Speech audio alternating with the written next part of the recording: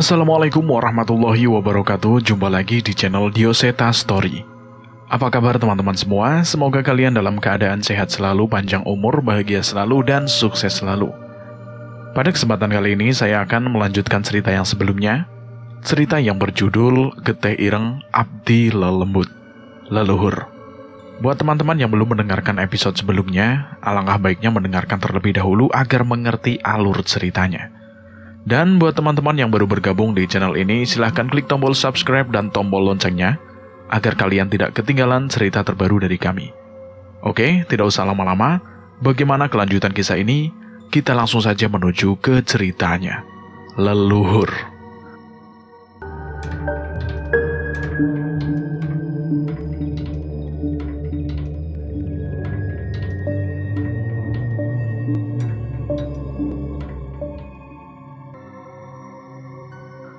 Aku dan Cahyo melaju secepat mungkin ke arah pendopo, tempat persembunyian Nyai Kanjeng yang berada di pedalaman hutan. Mengerikan, tidak seperti saat kami pertama kali ke tempat ini. Hampir dari seluruh penjuru hutan, terlihat makhluk berbagai wujud melayang menuju ke arah pendopo. Cahyo, cepetan. Kalau lawannya makhluk sebanyak ini, Pak Lek pasti kewalahan. Ucapku yang terus memaksa Cahyo untuk melaju dengan cepat. Sebentar Tonan, sabar. Coba kamu lihat di depan itu.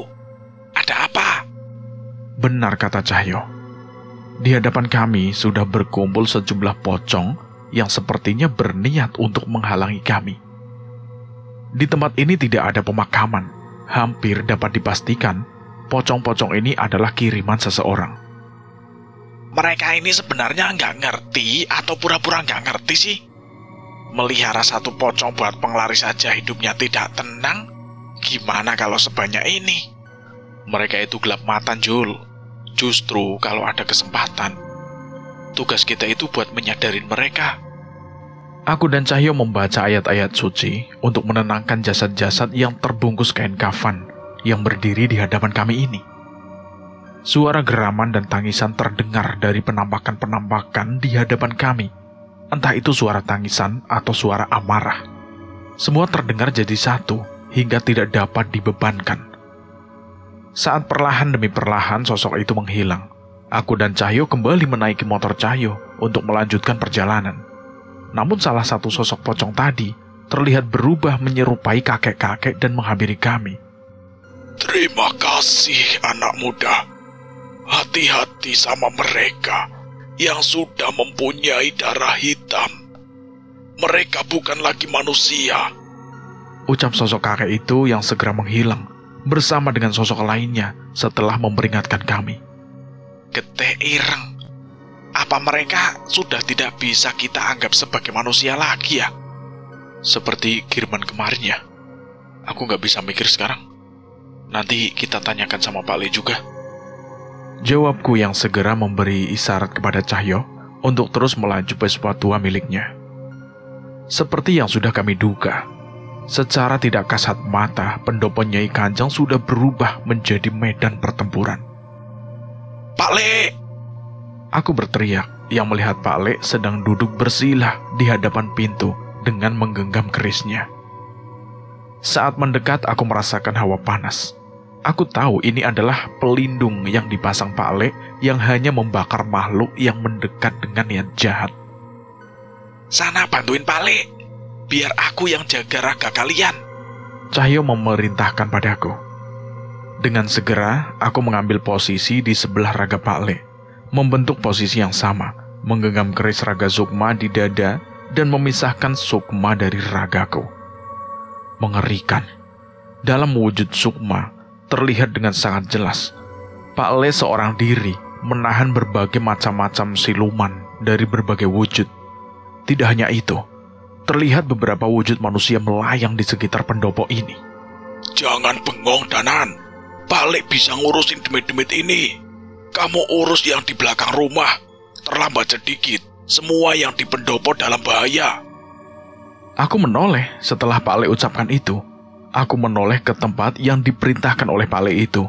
Di sana terlihat sosok makhluk wanita besar berambut hitam panjang. Tapi sebenarnya aku tidak bisa membedakan apa itu rambut atau lendir. Sebagian tubuhnya seperti tenggelam di tanah, sementara tangan dan sebagian tubuhnya merangkak berusaha menembus pelindung yang dibuat oleh Pak Le. Dengan penuh konsentrasi, aku membacakan sebuah mantra pada kepalan tanganku dan melemparkan ajian lebur saketi, sebuah pukulan jarak jauh untuk melumpuhkan makhluk itu. Sayangnya, ia hanya sedikit terpental dan kembali lagi pada posisinya. Pantas saja, Pak Le tidak mampu menahan makhluk ini sambil melawan makhluk lainnya.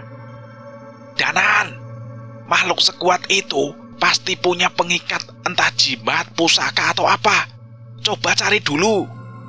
Teriak Cahyo yang menjaga tubuh kami sambil mengawasi pertempuran ini. Benar kata Cahyo. Aku pun memilih meninggalkan makhluk itu, melayangkan sukmaku lebih tinggi, dan mencoba membacakan aliran kekuatan yang memperkuat makhluk itu. Samar-samar namun terlihat, sebuah benda terkubur di bawah salah satu pohon. Di sana juga terlihat bekas tanah yang baru dikubur. Aku segera menghampirinya dan menghujamkan keris raga sukmaku itu ke tanah. Sontak, ledakan kecil muncul dari tanah dan mengeluarkan benda berupa botol kayu kecil yang pecah oleh seranganku. Aliran benda kental berwarna hitam seperti keluar dari botol itu, menyerupai darah yang sudah membusuk. Saat itu juga suara teriakan menggema ke seluruh hutan. Sosok makhluk wanita hitam bertubuh besar itu berteriak seperti merasa kesakitan. Tak menyia-nyiakan waktu, aku segera menghampiri, membacakan mantra pada kerisku, dan menghunuskan ke tubuh makhluk itu. Sekilas aku merasakan terdapat lebih dari satu jiwa yang membentuk makhluk ini. Ada ratusan nyawa yang ditumbalkan oleh pemilik ingon ini untuk bisa membuatnya patuh. Kali ini di setiap seranganku aku bacakan doa-doa yang aku harap bisa sedikit meringankan beban mereka yang mati dengan mengenaskan di tangan manusia biadab yang menumbalkan mereka hanya demi kekuatan fana ini. Saat makhluk itu menghilang, tiba-tiba salah satu sosok sukma manusia yang melayang terjatuh dan menjadi pucat, seolah kekuatannya mulai menghilang. "Brengsek kalian," ucap makhluk itu. Aku menghampiri Pak Le. Sepertinya dialah pemilik ingon itu. Sudah, hentikan. Masih ada waktu untuk bertobat. Nyai Kanjeng dan Raden Anjar sudah memilih jalan yang benar. Sampai kapan kalian ingin seperti ini? "Sampai semua yang menghalangi tujuan kami mati." Kali ini Sukma salah seorang yang lain yang menyerang pendopo, seperti membaca mantra. Hanya dengan mendengar ucapan saja, aku sudah merasakan bahaya. Tak lama setelahnya, muncul siluman berwujud macan tak jauh dari hadapan Cahyo. Cahyo, hati-hati. Namun sepertinya, kekhawatiranku sia-sia. Dalam sekejap, sosok siluman macan itu segera terpental jauh ke arah pemanggilnya. Tak mau menyia-nyiakan waktu, Pak Le membacakan sebuah mantra dan memainkan gerakan tangan hingga muncul sebuah api. Geni Baraloka, salah satu ilmu terkuat milik Pak Le, ia lemparkan serpihan-serpihan apinya pada roh-roh penasaran yang diperbudak oleh mereka, hingga roh itu bisa tenang dan pergi ke alam seharusnya. Melihat kondisi pertempuran sudah membaik, manusia dalam sosok Sukma itu memilih untuk mundur dan menarik semua pengikutnya. "Bukan hanya kami. Ada begitu banyak orang yang menginginkan kematian anak itu dan ibunya. Kalian pasti mati," ancam salah satu dari mereka. Saat keadaan sudah aman, aku dan Pak Le kembali ke raga kami dan segera masuk memastikan keadaan Tika dan yang lain. Sungguh pemandangan yang tidak pernah aku sangka. Pak Gito, Tika, Nyai Kanjeng, dan Yunijah sedang bersimpuh sambil melantunkan ayat-ayat suci. Pak Le, Aku menoleh pada Pak Le. Tika yang ngajak. Dia yang mengajarkan ibunya sedikit demi sedikit mendalami agama.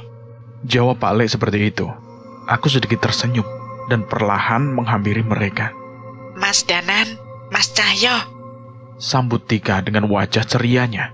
Sepertinya walaupun dalam keadaan mencekam, Tika juga mendapatkan hal baik yang bisa membuatnya tersenyum seperti itu.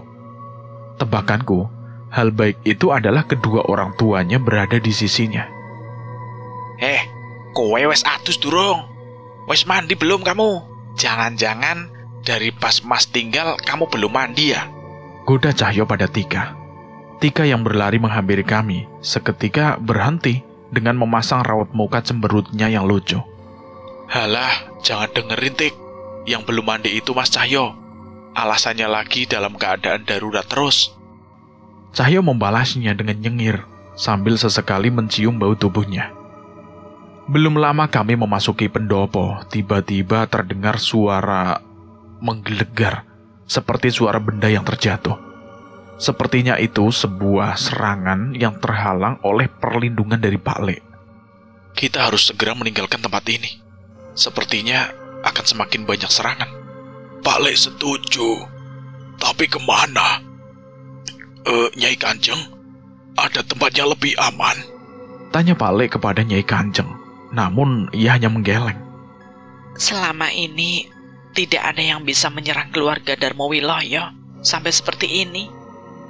Jadi kami tidak pernah mempersiapkan untuk kejadian ini. Jawabnya seperti itu. Kami berpikir cukup keras hingga tiba-tiba Cahyo menghampiriku. Nan, aku penasaran.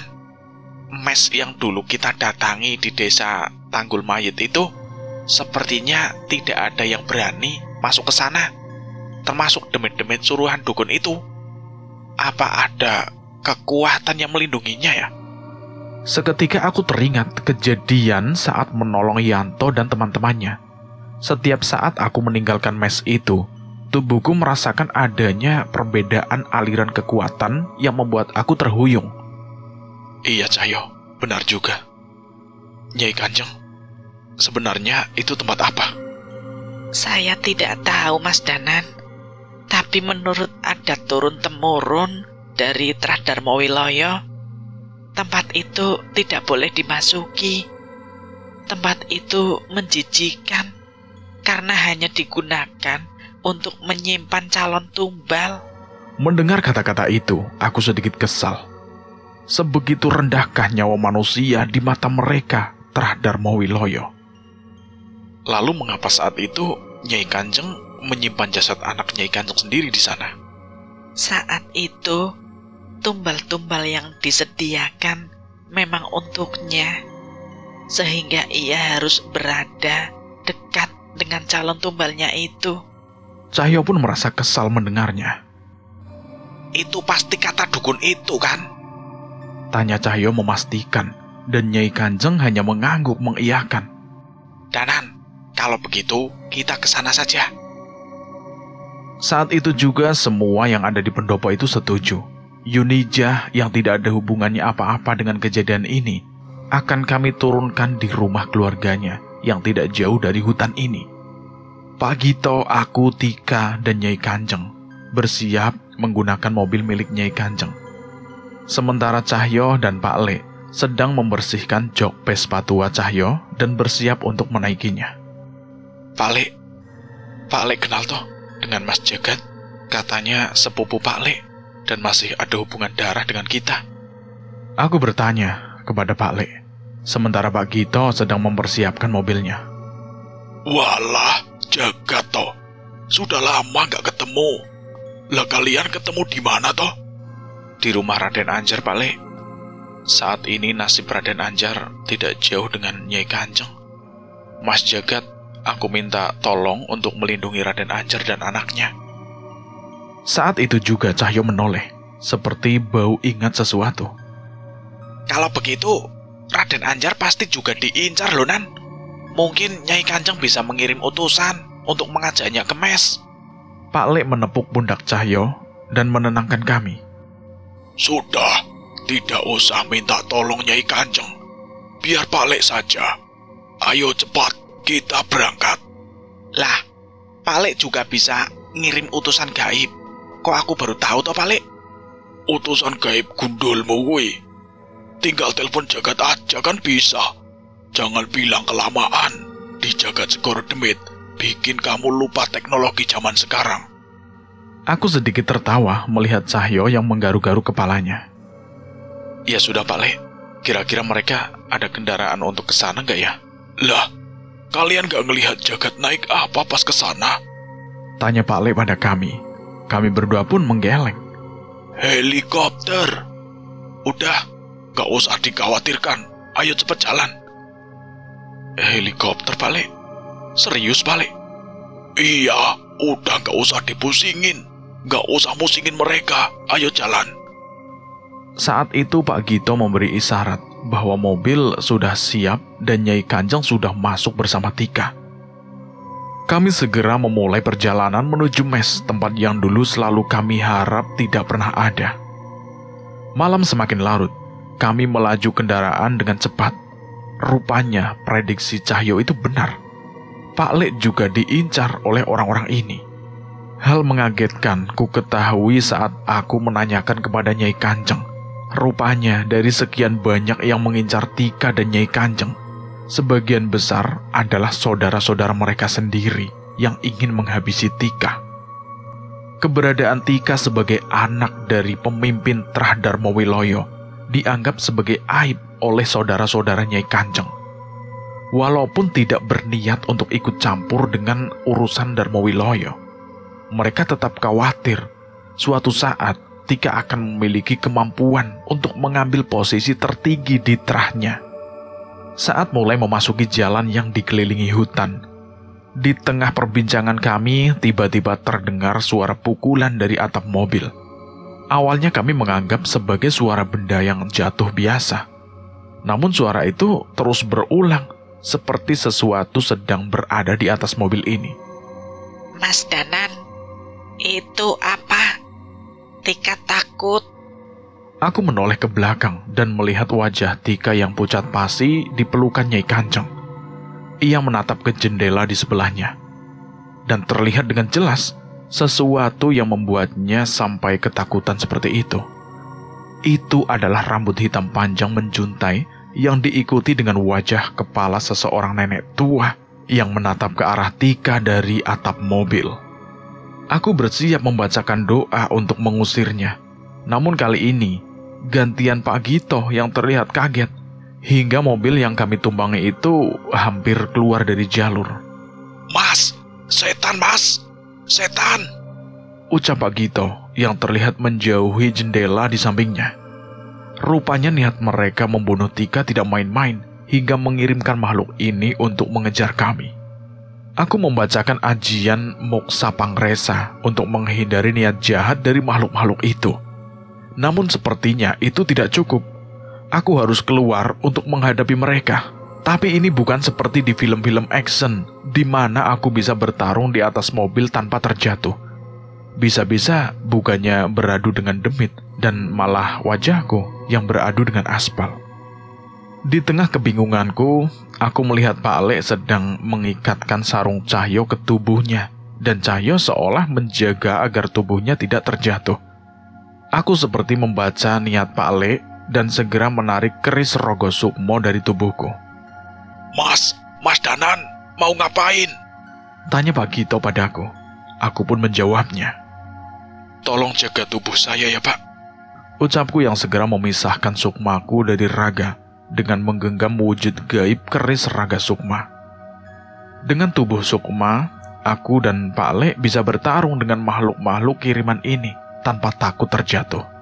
Dari atas mobil aku melihat sosok nenek dengan leher panjang yang menakuti Tika tadi, berusaha memasuki mobil, namun sesuatu seperti menghalanginya. Saat itu juga aku menusuk roh itu dengan keris raga sukma, hingga asap hitam keluar berlahan dari tubuhnya. Sayangnya dari sisi jendela Pak Gito, makhluk serupa berbalik menyerangku dengan menyemburkan asap hitam yang membuat aku hampir tidak bisa melihat keadaan sekitar. Tanpa penglihatan yang jelas, tiba-tiba sebuah luka gigitan tersemat di pundakku. Wujud sukmaku yang tidak mengeluarkan darah, namun rasa sakit juga dirasakan oleh tubuhku. Aku mencari keberadaan makhluk-makhluk di tengah kepungan asap hitam itu, namun tidak menemukannya sampai sebuah mantra terdengar menggema di sekitarku. Itu adalah suara Pak Le. Setiap asap itu menghilang dan keberadaan kedua nenek tua itu kembali terlihat. Danan, segera habisi kedua makhluk itu. Mereka cuma pembawa teluh. Biar Pak Lek fokus mencari apa yang mereka bawa. Perintah Pak Lek padaku. Aku pun setuju dengan Pak Lek. Mereka bukan makhluk yang sulit dihadapi, namun sesuatu yang mereka kirimkan mungkin bisa mempengaruhi Pak Gito atau kendaraan ini hingga mencelakakan kami semua. Dengan segera aku membacakan doa untuk menenangkan kedua makhluk itu. Namun ternyata kekuatan hitam pengikat kedua makhluk ini yang membuat mereka patuh oleh mereka pengirimnya. Pak Lek masuk ke dalam mobil dan mengeluarkan benda kecil yang terbungkus kain kafan, seperti berisi tanah kuburan dan terikat jerami. Entah ada apa lagi yang berada di dalamnya. Yang pasti, aku merasakan kekuatan hitam pekat dari benda itu. Kedua makhluk tadi menjadi beringas ketika mengetahui teluh yang ia bawa telah diambil oleh Pak Lek dan mulai mengejar Pak Lek. Tanpa pikir panjang, aku membacakan doa ke arah keris Rogo Sukmoku dan menghujamkan ke arah kedua makhluk itu. Dan makhluk itu pun menghilang di kegelapan bersama dengan melajunya mobil yang dikendarai oleh Pak Gito. Terlihat juga Pak Lek sudah membakar benda yang menjadi perantara teluh itu dan segera memerintahkan aku untuk ke dalam mobil. Mobil kami melaju semakin cepat hingga melalui halte proyek perusahaan milik Nyai Kanjeng. Tepat sebelum memasuki jalur hutan, tiba-tiba kendaraan kami dihadang oleh beberapa orang berpakaian lusuh yang dipimpin oleh seorang pria berpakaian Jawa, lengkap dengan sarung dan keris yang terikat di pinggangnya. Siapa mereka, Nyai Kanjeng? Raden Sarwokusumo, anak tertua dari almarhum Pak De saya.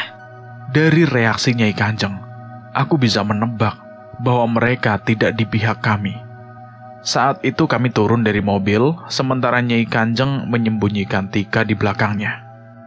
Nyai Kanjeng, saya masih menghormati kamu sebagai saudara.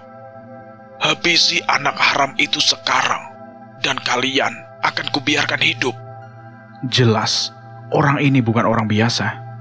Nyai Kanjeng yang pernah memangku posisi pemimpin terah saja, sampai gemetar melihat orang ini. Bagaimana kalau dibalik? Kau bunuh saja saya, dan biarkan Tika hidup tenang dengan ayahnya. Ucap Nyai Kanjeng yang dibalas dengan genggaman erat Tika di bajunya. Jangan bodoh. Kamu pun tahu. Kamu sudah tahu.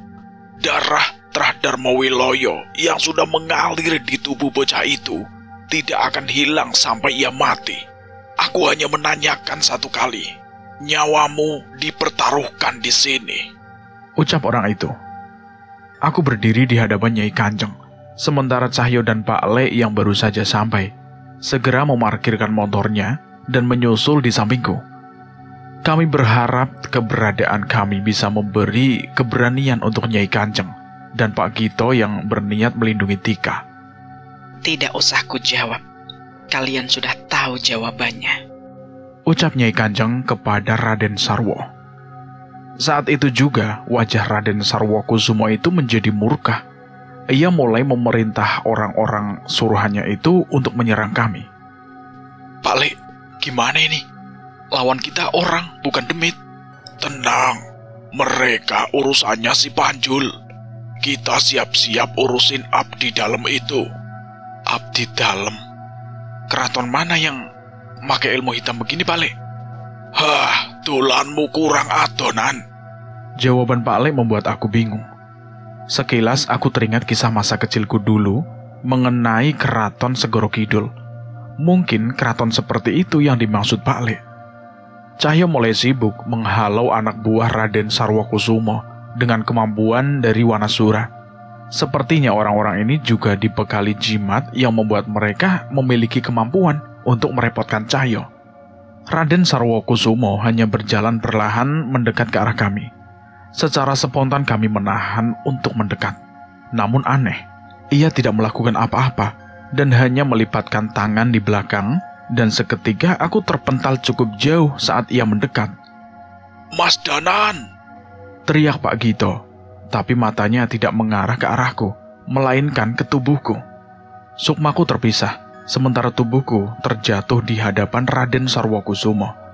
Beruntung, Pak Lek masih bisa mempertahankan sukmanya di dalam raganya itu. Samar-samar terlihat pancaran kekuatan dari tubuh Pak Lek yang beradu dengan kekuatan hitam dari tubuh Raden Sarwokusumo. Semua ini terlihat jelas dengan wujud sukmaku. Sayangnya, sukmaku terpisah dengan paksa, sehingga aku harus menstabilkan wujud ini untuk memanggil wujud gaib dari keris raga sukma untuk bertarung. Tak lama, tubuh Pak Lek juga ikut terpental. Beruntung ia berhasil menjaga agar sukmanya tidak terpisah sepertiku. Sampai kapanpun, ilmu putih tidak akan mampu melawan kekuatan ini, jawab orang itu. Cahyo yang mengetahui kondisi kami yang dalam berbahaya, segera menghempaskan setiap orang yang menyerangnya, dan bersiap menyerang ke arah Raden Sarwokusumo itu. Kakek tua, jangan sombong kamu, ucap Cahyo sambil melompat untuk menghempaskan Raden Sarwokusumo dengan kekuatan dari Wanasura. Anehnya, sebelum sampai menyentuhnya, Cahyo terjatuh dan sesuatu terpental dari dalam tubuhnya. Sosok roh kera raksasa. Itu Wanasura. Wanasura terpisah dari tubuh Cahyo. Cahyo, roh Wanasura. Aku mencoba memperingatkan Cahyo yang masih mengumpulkan kesadarannya. Mendengar teriakanku, seketika Cahyo panik. Wanasura tidak memiliki tubuh fisik. Akan sangat berbahaya bila terpisah dari tubuh Cahyo di alam manusia. Sukmaku menghampiri Wanasura dan menuntunnya kembali ke Cahyo yang berlari ke arahnya. Setelah membantu menyatukan kembali ke tubuh Cahyo, aku segera mendekat ke tubuhku. Namun kekuatan besar dari Raden Sarwokusumo menahanku untuk menyatu lagi. Habisi mereka. Sukma mereka akan menambah kekuatan kalian, ucap Raden Sarwo pada sosok yang seketika muncul dari kegelapan hutan di belakangnya. Bayangan hitam muncul dari belakang Raden Kusumo. Wujudnya semakin jelas, berwujud seperti manusia yang tingginya lebih dari 2 kali manusia biasa, dengan kepala kuda dan berbagai perhiasan yang biasa dikenakan oleh prajurit zaman dulu. Hati-hati Pak Lek, makhluk itu ingon peliharaannya Kijaran Rundra, ucap Nyai Kanjeng memperingatkan Pak Lek. Makhluk itu sudah memakan ratusan sukma, bahkan semenjak belum menjadi ingon Raden Sarwokusumo. Mendengar ucapan Nyai Kanjeng, aku sedikit panik. Terlihat juga Cahyo setengah mati menahan roh Wanasura untuk tetap di tubuhnya. Sayangnya, yang aku takutkan itu terjadi. Sukmaku yang paling lemah menjadi incaran Kijaran Rundra yang segera menerjang ke arahku. Makhluk itu menggenggam senjata berupa cambuk, layaknya pemain jatilan yang menunjukkan aksinya. Beruntung aku berhasil menarik keris raga sukmaku dan menahan serangan cambuknya. Namun tubuhnya yang besar membuat aku sulit untuk menghindarinya. Perlahan aku merasa sosok sukmaku itu mulai melemah, dan segera sadar bahwa ini adalah pengaruh dari pusaka berwujud kuningan dengan batu merah darah yang dikalungkan di leher Ingon ini. Cahyo yang menyadari keadaan ini mencoba menolongku, namun Raden Sarwokusumo menatapnya dan mementalkan lagi roh Wanasura. Cahyo setengah mati mempertahankan temannya itu. Pak Lek mencoba menyerang pria di hadapannya itu untuk melindungi Cahyo, namun naas. Kali ini tubuhnya tidak mampu bertahan hingga sukmanya juga ikut terlepas. Kijaran Rundra juga menyadari kemunculan sukma Pak Lek dan bersiap untuk menghabisinya juga. Entah tidak ada lagi yang bisa aku lakukan. Kuku-kuku hitam tajam Kijaran Rundra itu terlihat mendekat ke arah sukmaku yang hampir tidak mampu bergerak, seperti terhisap, mengoyak, dan memakanku. Namun tepat sebelum kuku itu menyentuhku, aku melihat sebuah keris melayang melewatiku dan menancap tepat di pusaka Kijaran Rundra. Aku ingat keris itu pusaka Dharma Wijaya yang diserahkan Raden Anjar pada Dirga. Aku menoleh ke belakang. Sebuah mobil pickup datang menghampiri kami dan mengarah ke arah Raden Sarwokusuma hingga ia mundur dari posisinya. Tidak menyia-nyiakan kesempatan, aku dan Pak Le segera kembali ke raga kami dan memastikan Wanasura sudah kembali menyatu dengan Cahyo. Bimo, Danan, semuanya naik. Teriak Mas Jagat yang berada di posisi sopir bersama Raden Anjar dan Anjeng di sebelahnya, sementara Dirga di bak belakang segera menarik kembali keris pusakanya kembali ke tangannya. Gila, apa ini kemampuan keris itu? Ia bisa diterbangkan dan kembali kapanpun sesuai perintah pemiliknya. Kami semua menaiki mobil pick-up yang dibawa oleh Mas Jagat dan memastikan tidak ada yang tertinggal. Raden Sarwokusumo yang mengetahui rencana kami bersiap berlari mendekat. Namun sebuah kekuatan muncul dari tatapan Raden Anjar di dalam mobil yang membuat Raden Sarwokusumo tidak mampu menggunakan kekuatannya selama beberapa saat. Kami pun berhasil melarikan diri ke dalam jalur hutan. Namun Raden Anjar memerintahkan suruhan gaibnya untuk terus mengejar kami. Sementara ia bersiap menuju ke kendaraannya untuk mengejar kami ke dalam hutan. Pak Le, ngopo Tonjul? Katanya helikopter toh? Tanya Cahyo dengan mata yang melirik ke arah Pak Le. Aku pun sedikit tertawa dengan pertanyaan Cahyo, karena aku sudah menduga jawaban Pak Le tadi tidak serius. Lah iya Tonjul, bentuknya kan mirip helikopter. Kalau bahasanya Jagat, ini helikopter darat. Iya toh Gat? Iya Jul, lah kan bentuknya podo, mung ora iso mabur. Jawab Mas Jagat sambil tertawa. Terlihat wajah kecewa Cahyo atas jawaban itu yang diikuti dengan tawa tika sambil menutup mulutnya. Nyai Kanjeng, bagaimana rasanya menaiki helikopter darat milik perusahaan Sambara? Ucap Cahyo sambil menirukan suara reporter yang sering kami nonton di televisi. Aku mencopot sandalku dan melemparnya ke arah Cahyo. Heh, yang serius gitu loh. Itu demi yang ngikutin tambah banyak. Hahaha, Mas Cahyo lucu ya. Kata Dirga dengan polosnya. Kamu belum tahu kalau dia dengar kendang topeng monyet. Tingkahnya lebih lucu lagi. Pak Le.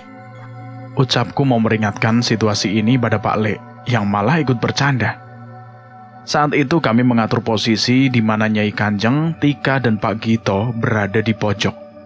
Sementara aku, Cahyo, Dirga, dan Pak Le mengelilinginya untuk menghalau serangan dari berbagai arah. Awas Mas! Teriak Dirga sembari melemparkan kerisnya ke arah sosok bola api yang melayang ke arah Tika. Sayangnya, kerisnya meleset. Sepertinya Dirga masih belajar untuk mengendalikan kekuatannya. Setidaknya serangannya memberikan kesempatan Pak Le untuk membaca amalan api dan mengadunya dengan Banaspati itu. Edan, untuk anak kecil saja mereka sampai mengirim Banaspati. Sayangnya tidak cukup sampai di situ. Beberapa bola api mendekati kami lagi dari belakang. Nyai Kanjeng, Raden Sarwo itu bisa ngirim berapa Banaspati sih? Tanya Cahyo kesal kepada Nyai Kanjeng. Nyai Kanjeng hanya menggeleng. Banaspati itu bukan kiriman Raden Sarwokusumo. Aku heran dan segera menoleh ke arah Nyai Kanjeng. Namun Mas Jagat sedikit mengeluarkan kepalanya dari jendela dan berteriak ke arahku. Memangnya kalian saja yang bawa musuh? Kami juga bawa. Ucap Mas Jagat dengan nada seolah ini adalah hal biasa. Banaspati itu perbuatan Trahbroto Wongso yang menyerang kami di rumah Raden Anjar, Mas. Selain itu, masih ada yang lain juga nanti. Jelas Dirga pada kami. Jauh masuk ke arah desa. Tiba-tiba tepat saat melewati persimpangan lahan perusahaan, kami dihadang oleh beberapa orang berpakaian serba hitam. Layaknya dukun kawakan bersama orang suruhan dan sepeda motor yang terparkir. Berhenti! Teriak orang itu dengan berdiri di satu-satunya jalur yang bisa dilalui mobil ini. Gila, bahkan mereka sampai sudah bersiap menghadang kami di dalam hutan ini. Cahyo menggedor-gedor atap mobil sambil memberi isyarat kepada Mas Jagat. Mas, Gas saja mas, gas. Biar tak urus. Dengan kekuatan Wanasura di kakinya, Cahyo melompat tepat di hadapan mobil dan menyingkirkan dukun itu dengan hempasan sarungnya yang diayunkan dengan tenaga Wanasura. Setelahnya ia berlari dengan kecepatan yang mampu menyaingi mobil ini dan kembali ke bak belakang. Aku memberi isyarat kepada Cahyo berupa tanda jempol untuk memberitahukannya bahwa aksinya itu keren. Sayangnya, tak jauh setelahnya sudah ada lagi yang bersiap menghadang kami di depan. Orang-orang dengan pakaian yang sama, namun sudah bersiap dengan berbaris jenis lelembut yang sudah berlompatan di atas pohon. Sementara di belakang, orang-orang tadi sudah mengejar kami dengan motor yang terparkir tadi. Kita kemana, Danan? Teriak Mas Jagat kepadaku. Aku mencoba berpikir, mencari cara untuk kabur, namun tidak ada jalan lain. Kita hadapi saja, gimana? Wah, kamu Panjul, terlalu banyak. Belum lagi di belakang ada Raden Sarwokusumo, ucap Pak Le pada Cahyo. Aku melihat sekitarku dan tiba-tiba teringat sebuah hutan tempat aku dan Cahyo bertemu dengan seorang nenek. Cahyo, itu, hutan itu. Aku berteriak, mencoba memberi isyarat pada Cahyo. Mas Jagat, belok. Parkir di mana saja terserah. Kita masuk ke hutan itu. Teriak Cahyo yang mengerti maksudku. Tapi itu tempat apa, Jul? Udah Mas Jagat, ikuti saja. Mungkin di sana ada kesempatan kita untuk selamat. Sesuai perintah Cahyo, Mas Jagat meninggalkan mobilnya di antara sela-sela pohon dan kami berlari menuju sebuah hutan di mana terdapat bangunan kayu tua misterius. Lari, tapi jangan terlalu dekat ke bangunan kayu itu. Aku memerintahkan kepada mereka semua. Cahyo berlari sambil menatap sekitar mencari keberadaan nenek yang dulu sempat bertemu dengan kami. Dan beruntung, seperti sudah mengetahui kedatangan kami, nenek itu menanti kami di salah satu persimpangan pohon yang penuh dengan semak. Kesini, ucapnya sambil membawa kami ke salah satu tempat yang dipenuhi semak yang tinggi. Kami mengikutinya yang masih berjalan dengan terpincang-pincang, hingga sampai ke sebuah gubuk yang dibuat dengan sisa-sisa kayu bangunan perusahaan yang dulu pernah ada di tempat ini. Maaf Mbah, kami kesini lagi. Sudah, tidak apa-apa. Yang penting kalian selamat. Mereka ini... Tanya nenek itu dengan bingung. Saya Bimo, Pak Le mereka. Ini Jagat dan ini Dirga. Kebetulan kami berusaha melindungi orang-orang ini, Mbah. Ucap Pak Le kepada nenek itu dengan sangat sopan. Nenek itu pun mengangguk dengan gemetar. Sepertinya tangannya sudah semakin termakan umur. Ia melihat ke arah Nyai Kanjeng dan Raden Anjar, lalu masuk sebentar ke arah gubuknya dan keluar dengan membawa sebuah perhiasan. Ini punyamu kan? Kamu yang meninggalkannya di mulut hutan itu. Iya Mbah, benar. Ucap Nyai Kanjeng dengan wajah yang sedikit tertunduk. Berarti kamu dan Nastri dan kamu Anjar. Nyai Kanjeng dan Raden Anjar sontak mendekat ke nenek itu. Aku mengambil kesimpulan bahwa nama asli Nyai Kanjeng itu adalah Danastri. Maafkan Mbah Yendo. Mbah gak bisa menyelamatin suami dan anakmu. Ucap nenek itu dengan tatapan sedih. Enggak Mbah, dulu saya sempat gelap mata, tapi sekarang saya sudah ikhlas. Mbah ini, jangan-jangan eyang kami, Nyai Betari Darmawiloyo, leluhur kami yang mengasingkan diri. Tanya Raden Anjar kepada nenek itu. Nenek itu pun mengangguk. Tapi jangan panggil saya dengan nama itu lagi. Panggil saja Mbah. Ucapnya sambil beberapa kali menepuk tubuh Raden Anjar dan Nyai Kanjeng. seolah merasa terharu bisa bertemu dengan anggota keluarganya lagi. Kalian sembunyi dulu di tempat ini. Saya harus mengawasi agar mereka yang mengejar kalian tidak merusak bangunan kayu itu. Aku ikut, Mbah. Ucapku yang segera disusul oleh Cahyo. Belum sempat aku mengejarnya, tiba-tiba terdengar suara ledakan dari bangunan tua itu.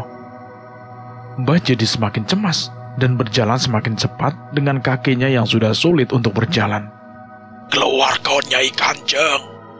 Teriak seseorang yang berusaha masuk ke dalam bangunan tua itu. Mereka membawa beberapa orang dan tidak sedikit demit yang mengikutinya. Kami mengintip dari balik semak, sementara Mbah terlihat sangat cemas. Mbah, sebenarnya di dalam bangunan itu ada apanya toh? Tanya Cahyo kepada nenek itu. Nanti kalian akan tahu sendiri.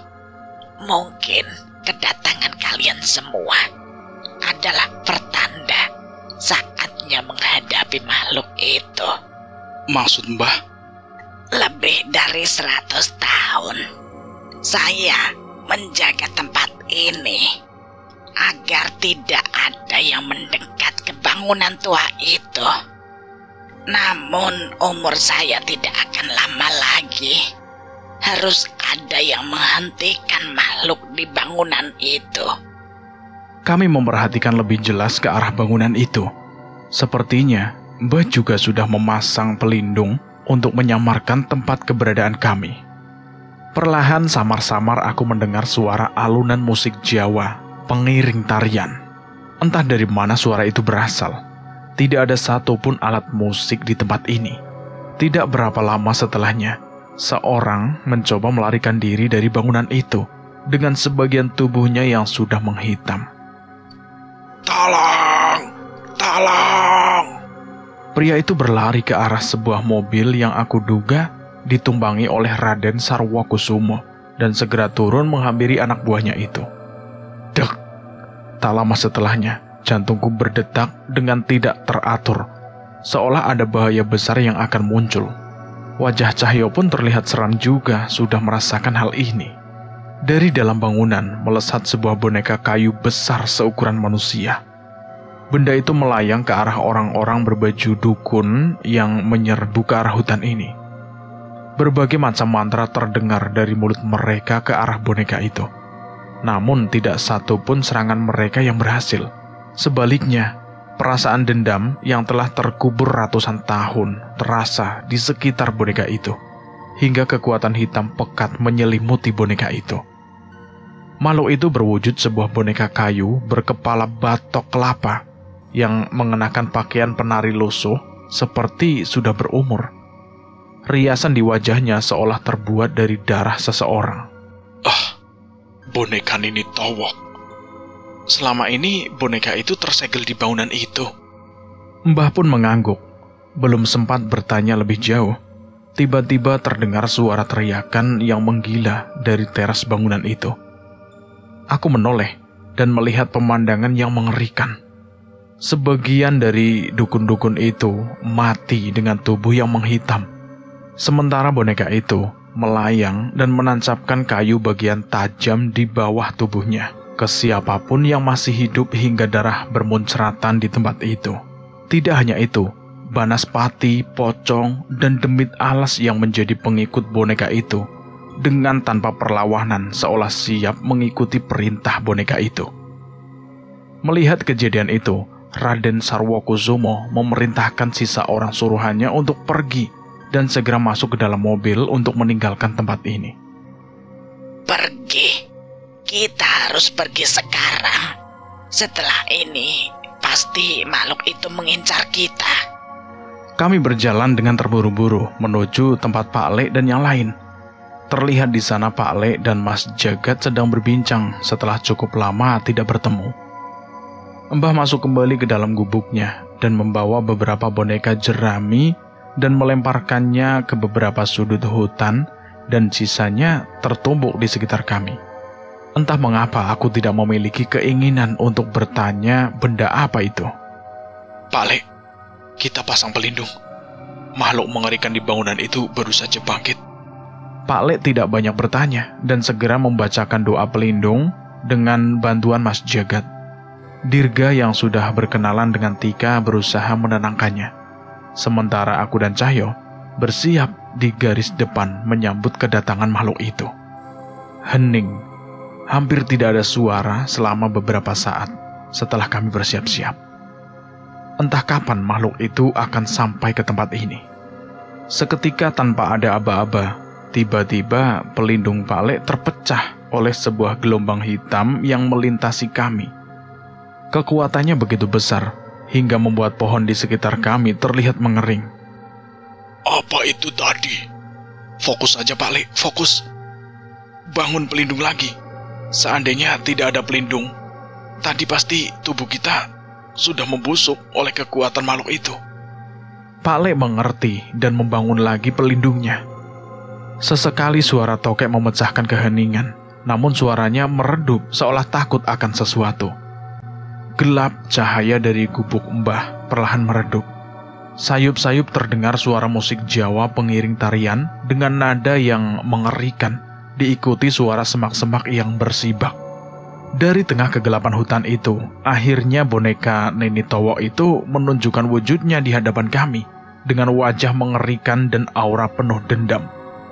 Mati. Suara seseorang perempuan terdengar berbisik oleh kami. Nini Towo, makhluk apa yang ada di dalamnya hingga bisa sejahat ini? Tanya Mas Jagat. Tidak ada yang tahu, Mas.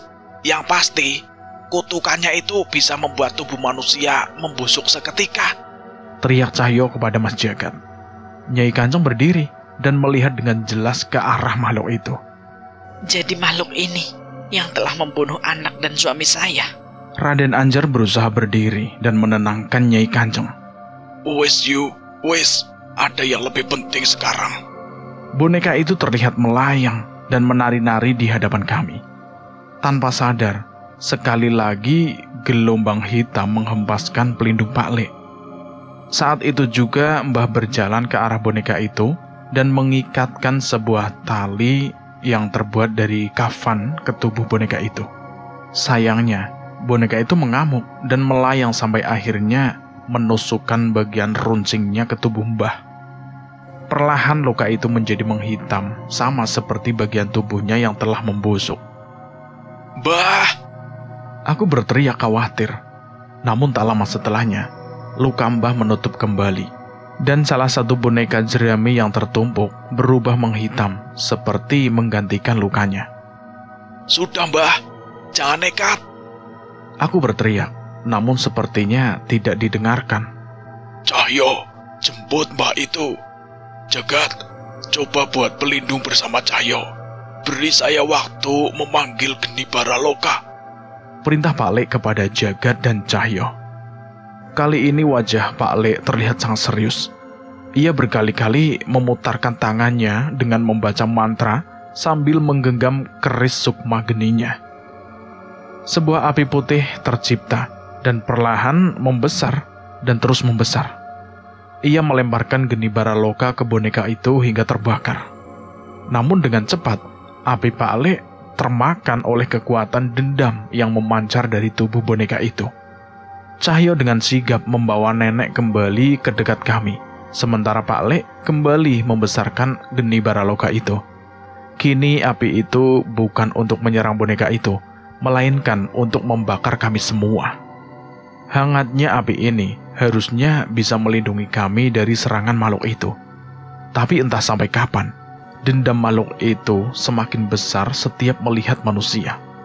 Api apa ini? Hangat.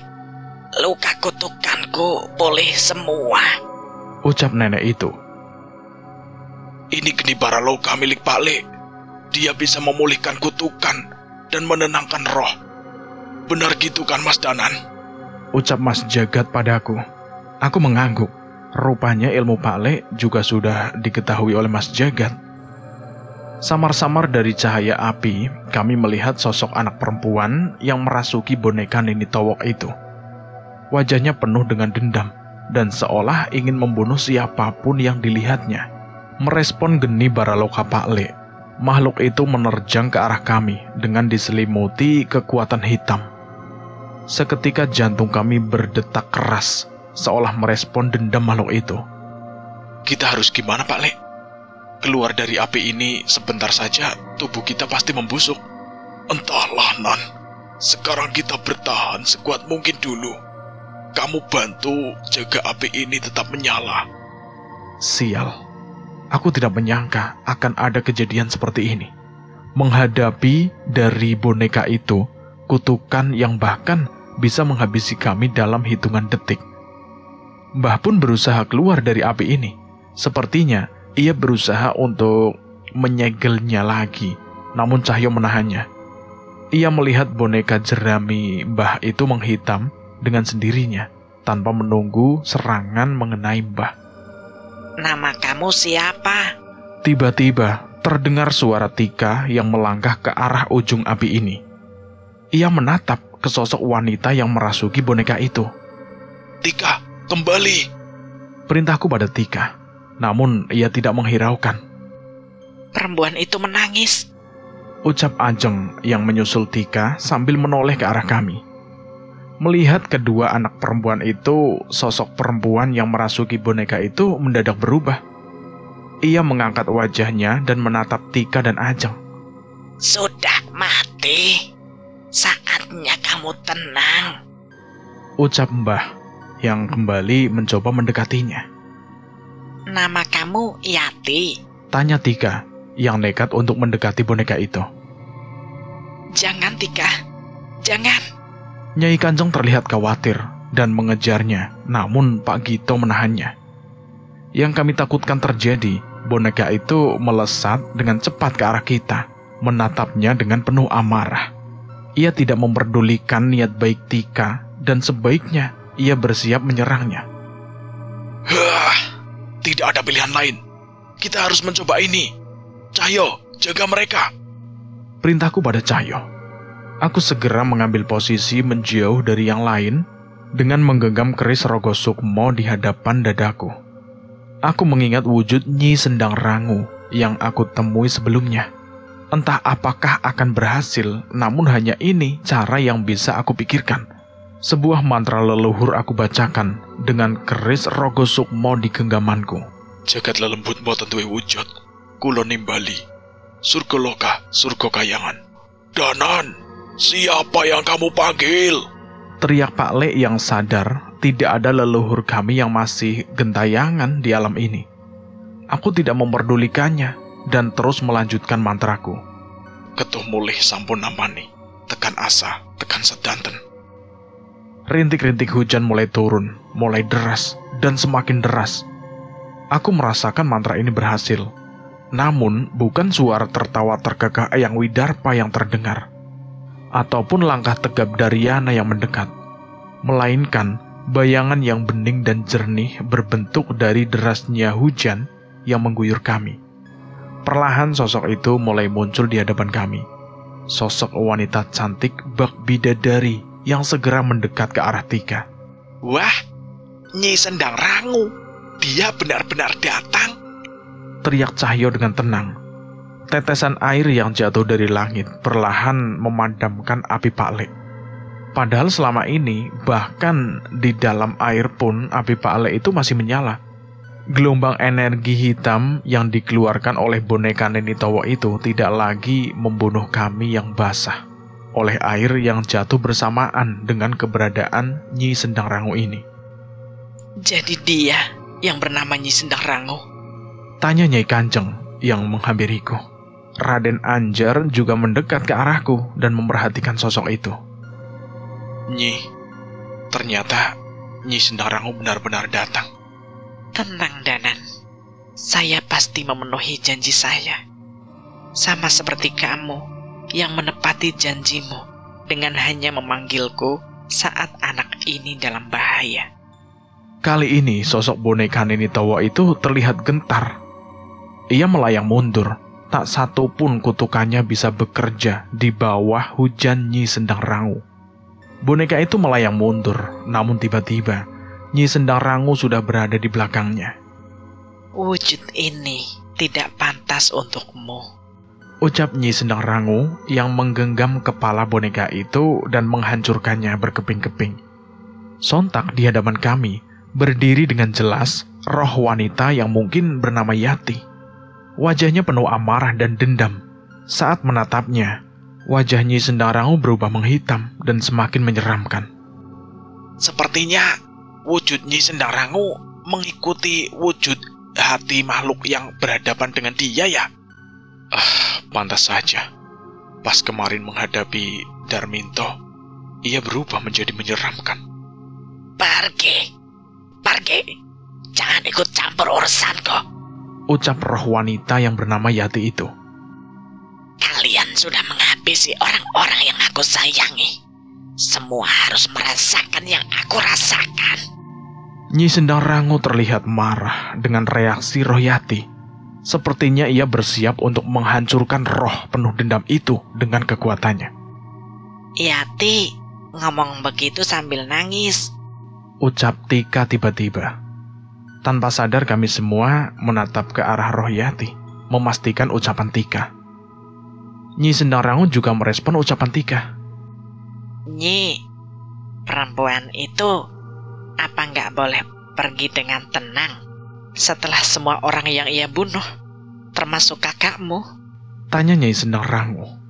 Kalau saja dia ketemu Mas Danan atau Nyai Sendang Rangu masa hidup, mungkin dia tidak akan jadi seperti ini. Tambah Ajeng. Nyai Sendang Rangu kembali dengan paras cantiknya dan tersenyum kepada kedua anak wanita itu. Dengan sesekali kibasan selendangnya, mendadak Yati menghilang dari pandangan kami. Sosok makhluk yang sedari tadi hampir membunuh kami bisa ditenangkan oleh Nyi Sendang Rangu hanya dengan seperti itu. Aku terheran-heran. Entah, aku tidak bisa membayangkan sebesar apa kekuatan yang dimiliki Nyi Sendang Rangu. Biar ku simpan sukmanya. Mungkin beristirahat di Sendang Rangu bisa memurnikan dendamnya yang telah tertimbun beratus-ratus tahun. Ucap Nyi Sendang Rangu dengan suara yang begitu menenangkan. Seketika senyuman muncul di wajah Tika dan Ajeng.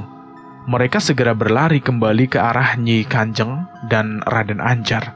Dan satu yang ku tahu, sepertinya Nyi Sendang Rangu sama sekali tidak sudi menoleh ke arah Nyai Kanjeng dan Raden Anjar.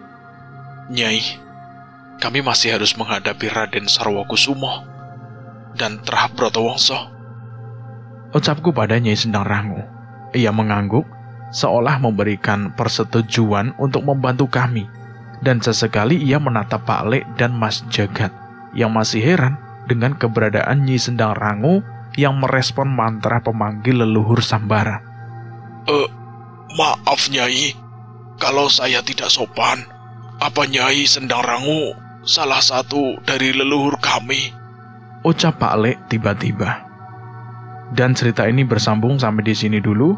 Saya akan melanjutkan ceritanya lagi di part berikutnya. Terima kasih buat teman-teman yang sudah mendengarkan cerita ini sampai habis. Semoga kalian semua dalam keadaan sehat selalu, panjang umur, bahagia selalu, dan sukses selalu.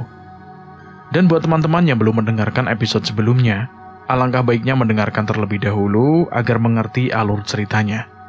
Buat teman-teman yang baru bergabung di channel ini, silahkan klik tombol subscribe dan tombol loncengnya, agar kalian tidak ketinggalan cerita terbaru dari kami.